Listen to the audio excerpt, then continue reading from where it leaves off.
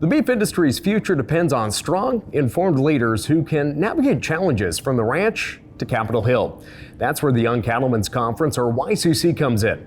And for more than 4 decades, this NCBA program has been a valuable tool to help shape our next generation of decision makers.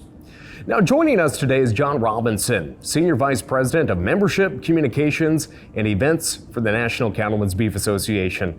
And John, how long and why was YCC started all those years ago? Yeah, great question, Lane. YCC started in 1980. We've had 43 classes. We missed a couple due to COVID. But it was really started to bring state leaders into the national level, educate them about what NCBA does, the role we play in the industry, and also then to give them a wide range of experience across the industry, across every industry segment. They get a chance to meet some of the industry partners that work closely with NCBA and the work we do, and really just to make them a more well-rounded leader for the state and hopefully eventually the national level. Now, over 4 decades, the needs and challenges of the industry have definitely changed. So how has YCC adapted to meet those changing times in the beef industry? Yeah, really what we've done is we've gone in and we've looked at where is value added to the beef industry, to the beef animal across the supply chain. So we start out in Denver with a look at NCBA, our history, the work we do. We get them to a feed yard so they get a chance to see sort of the modern feeding industry. And then we take them through and introduce them to some industry partners along the way. And really what we thought was important was for them to see where value is added and how that's added by our partners like Certified Angus Beef. Now, with those stops too, it truly is from the plate, or from the ranch all the way to the plate to the policy. And what is that decision making like? Again, I went on this trip back in 2016, so nearly 10 years ago, and there's definitely been some updates there. But how much thought and work goes into selecting these stops? Yeah, a lot of it actually.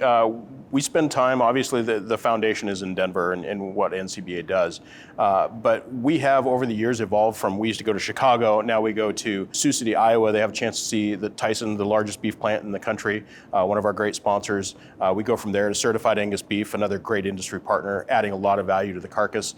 And from there, we really build them up, all of these industry participants. We give them the opportunity to go to Capitol Hill and advocate for the member of Congress. That's always really been the cornerstone, the absolute key and apex of the program.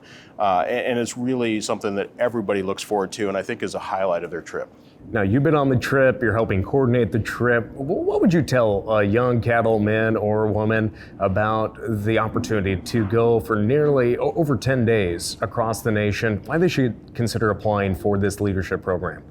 This is really one of the best leadership opportunities, development opportunities in our industry. It starts with our state partners. We really want those state leaders to understand what NCBA does and why we're important in the industry.